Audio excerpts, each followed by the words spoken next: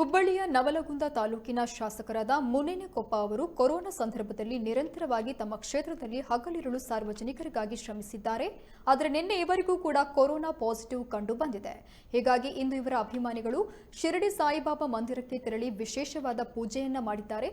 ಇಷ್ಟೇ ಅಲ್ಲದೆ ಕೆಲವರು ಮಂಡಿ ಊರಿ ಸಾಯಿಬಾಬಾರ ಮೆಟ್ಟಿಲುಗಳನ್ನು ಹತ್ತೋದರ ಮೂಲಕ ತಮ್ಮ ನೆಚ್ಚಿನ ನಾಯಕ ಬೇಗ ಗುಣಮುಖವಾಗಲಿ ಎಂದು ಪ್ರಾರ್ಥನೆಯನ್ನ ಮಾಡಿದ್ದಾರೆ.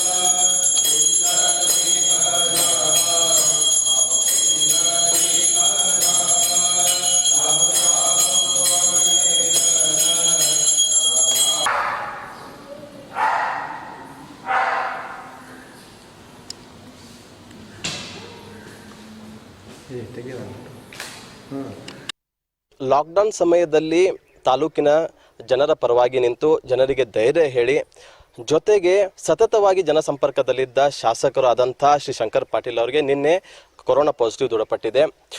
ಜನರ ಜೊತೆಗೇನೆ ಇದ್ದು ಈಗ ಕೊರೋನಾ ಬಂದಿದ್ದು ನಮಗೆ ಬಹಳ ನೋವು ತಂತಿತ್ತು. ಜೊತೆಗೆ ಜನರ ನಾಯಕ ಅಂತ ಅನಿಸ್ಕೊಂಡಿದ್ದು ನಮ್ಗೆ ಬಹಳ ಖುಷಿ ಕೊಡ್ತು.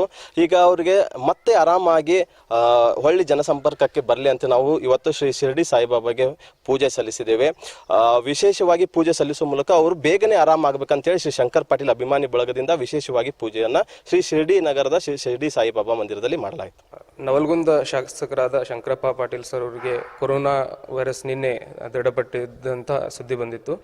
ಅದಕ್ಕಾಗಿ ಇವತ್ತು ಅವರ ಅಭಿಮಾನಿ ಬಳಗದವರೆಲ್ಲ ಸೇರಿ ನಮ್ಮ ಶಿರಡಿ ನಗರದ ಸಾಯಿ ಮಂದಿರದಲ್ಲಿ ಬಂದು ಅವರು ಬೇಗ ಗುಣಮುಖರಾಗಲಿ ಅಂತ ಹೇಳಿ ಬಾಬಾವರಲ್ಲಿ ಒಂದು ಪ್ರಾರ್ಥನೆ ಮಾಡಿಕೊಂಡು ವಿಶೇಷ ಪೂಜೆಯನ್ನು ಸಲ್ಲಿಸಲಾಯಿತು.